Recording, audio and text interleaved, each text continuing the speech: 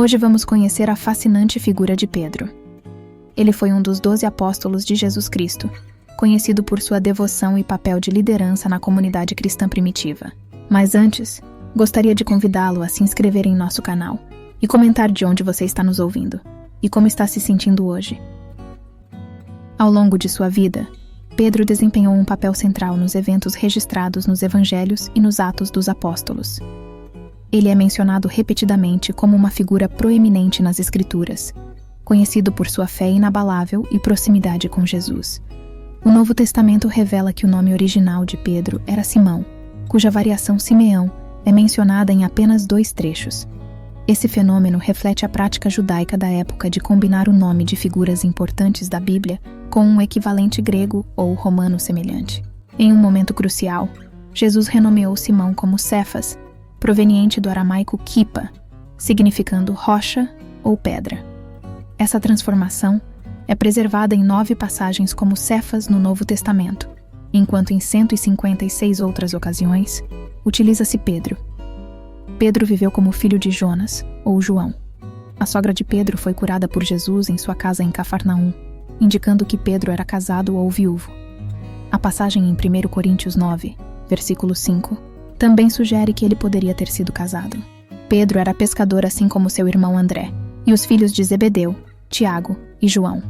Em um momento crucial, Jesus os chama para serem pescadores de homens. A confissão de Pedro proclamando Jesus como o Messias é um marco significativo em sua jornada, resultando no nome Cefas, aramaico, ou Pedro, grego. Em diversas passagens, vemos Pedro envolvido em eventos extraordinários. No Evangelho de Lucas, ele é dono do barco usado por Jesus para pregar. A espetacular pesca milagrosa e o chamado dos primeiros discípulos, como André, mostram a incrível jornada de Pedro. Além disso, a narrativa em Mateus destaca o episódio de Pedro andando sobre as águas, um momento marcante que revela a importância da fé. Na última ceia, onde Jesus surpreende ao lavar os pés de seus discípulos, Pedro, inicialmente relutante, cede ao entender a importância simbólica. Este ato humilde é relembrado por algumas denominações cristãs durante a Quinta-feira Santa. Durante a prisão de Jesus, Pedro, impetuoso como sempre, corta a orelha de um servo. João destaca que foi Pedro quem brandiu a espada.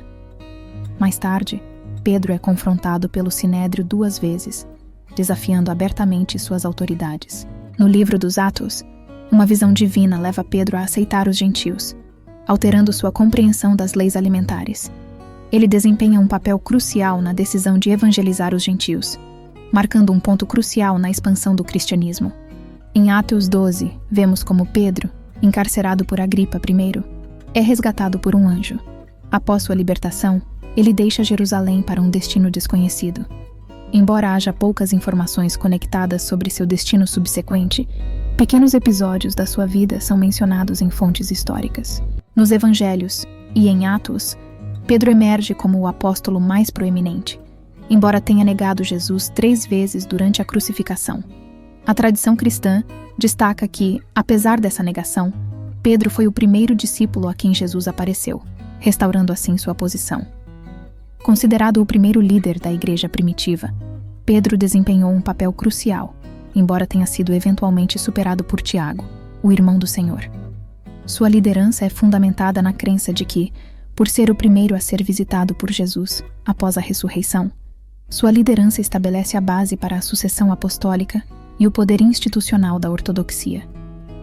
Ele é simbolicamente chamado de a rocha, sobre a qual a igreja será construída. Nas Escrituras, durante a última ceia, Jesus faz uma previsão marcante. Pedro o negaria 3 vezes antes do canto do galo, como registrado nos 4 evangelhos canônicos. Essa profecia lança uma sombra sobre Pedro, preparando-nos para um momento crucial. Os relatos sinópticos e João descrevem as 3 negações de Pedro de maneiras distintas. Primeiro, uma serva o identifica como seguidor de Jesus. Enquanto Pedro se aquece perto de uma fogueira, ele nega 2 vezes mais, sendo acusado por diferentes pessoas. O auge dessas negações ocorre quando acentuam seu sotaque galileu, confirmando sua associação com Jesus. Esses eventos se desenrolam em meio à tensão da traição iminente. Antes mesmo dos acontecimentos, Jesus alerta Pedro sobre os desafios vindouros, mas assegura que sua fé não será destruída. Após a ressurreição, Pedro tem a oportunidade de afirmar seu amor por Jesus 3 vezes, simbolizando sua redenção. Na primeira epístola de Paulo aos Coríntios encontramos uma lista das aparições de Jesus após sua ressurreição. Surpreendentemente, a primeira delas é a aparição a Pedro. No Evangelho de João, Pedro é o primeiro a adentrar o túmulo vazio. Embora outras testemunhas, incluindo mulheres e o discípulo amado, tenham visto antes dele. Já em Lucas, a notícia das mulheres sobre o túmulo vazio é inicialmente desacreditada pelos apóstolos, mas Pedro, movido pela curiosidade, corre para verificar por si mesmo. Após constatar a ausência do corpo, ele retorna, sem comunicar aos outros discípulos. Pedro é considerado um dos 3 pilares da igreja, ao lado de Tiago, o justo, e João, o apóstolo. A legitimação de sua liderança ocorreu por meio da aparição de Jesus, consolidando-o como o líder do grupo inicial de seguidores em Jerusalém, que formou a eclésia mencionada por Paulo. Entretanto, essa liderança de Pedro foi temporária, sendo logo eclipsada por Tiago, o justo, conhecido como o irmão do Senhor. A transição de poder, segundo alguns estudiosos, ocorreu devido a debates sobre a rigidez na observância da lei judaica. A facção mais conservadora liderada por Tiago prevaleceu sobre a posição mais liberal de Pedro, resultando na perda de influência deste. Contudo, essa transição não foi vista como uma usurpação de poder, mas como uma consequência natural do envolvimento de Pedro em atividades missionárias.